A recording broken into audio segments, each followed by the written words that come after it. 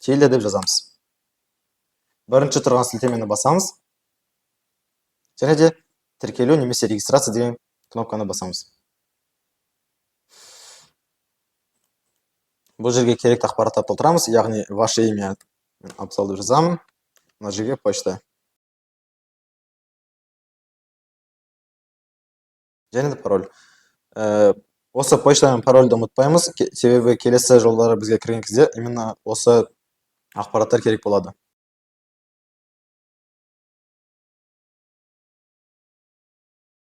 Кейде осындай капчалар шығады, яғни қолданушының робот емес екенін тексереді. Қиындық туғызбайды деп ойлаймын. Мінекей, бізде теле сайт ашылды.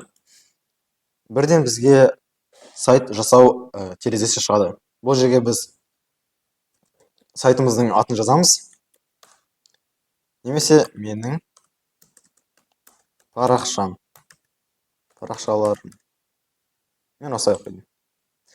Керемет. Яғни біз теледа бір сайт жасап, оның ішінде бірнеше парақшалар жасай аламыз. Міне, создать новую страницу, яғни жаңа парақша жасау. Бұл жерде көптеген шаблондар, дайын дизайндар тұрады. Бізге тек қана бірінші сабаққа пустая страница, яғни бос бет керек. Себебі біз өзіміздің сайтымызды жаңа дизайннан бастаймыз. Мінекей, біздің парақшамыз ашылды.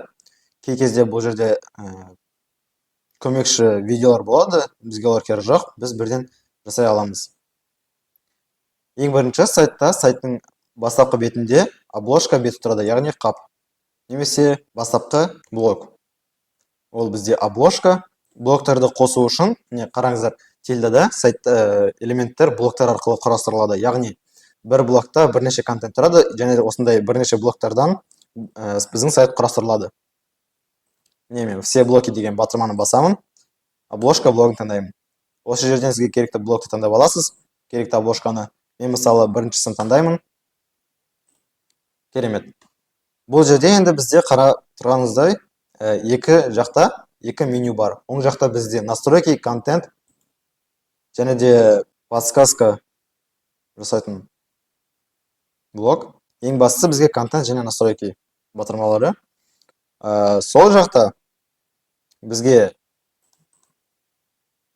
дубликат жасайтын, яғни көшірме жасайтын кнопка батырма, өшіру батырмасы, және де тығу немесе көрсету батырмасы, және де басқа да құрылғылар. Және де ең бастысы бұл бізде екі бағдарлар, бұлар біреу үстіге, біреу астыға қарап тұр, яғни біздің блогымызды орындарын ауыстыру үшін. Жақсы, бұл жерде бізде контентті, яғни мәтінді немесе суретті ауыстыру үшін екі тәсіл бар. Бірінші ол блогтың өзінде осылай бірден тінтөрмен немесе мышкамен екі рет басып жалғастыру, басып осы жерден ауыстыра беру. Мысалы, Cap Education. Немесе контент батырмасын басып, осы жерден ауыстыру. Надзаголовок, яғни осы жерге Cap Education деп жазамыз. Бұл менің сайтым, мен жасап жатқан сайт болғандықтан, мен өзіме қатысты ақпараттар енгіземін. Сіз мысалы, сізде басқандай сайт болса, сіз өзіңіз жайлы енгізсеңіз болады. Мысалы, надзаголовокқа өзіңіздің атыңызды немесе өзіңіздің компанияңызды жазып. Менің бірінші парақшам. Сәлем әлем. Бұл менің ең бірінші жасаған парақшам. Осылай. Және де жасап болғаннан кейін сохранить и закрыть деген батырманы басамыз. Міне, бізде мәтіндік контент дайын. Енді біз фондық суретті өзгеріс көреміз. Мен бірінші интернеттен қарап көрейін.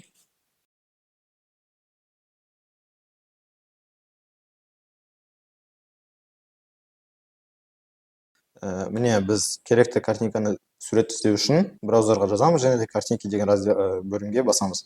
Мен өзіме керекті суретті таптым. Мысалы, осындай сурет.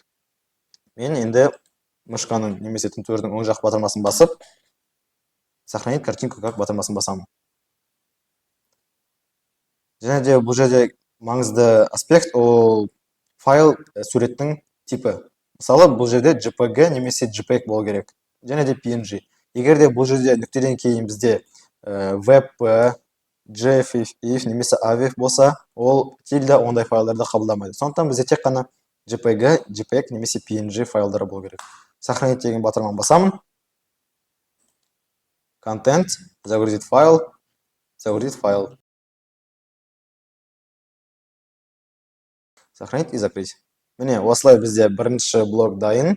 Біз келесі блоктарды қосу үшін осында қосу батырмасы болады, қара түсті. Осыны басамыз да келесі блоктар таңдап қоса береміз.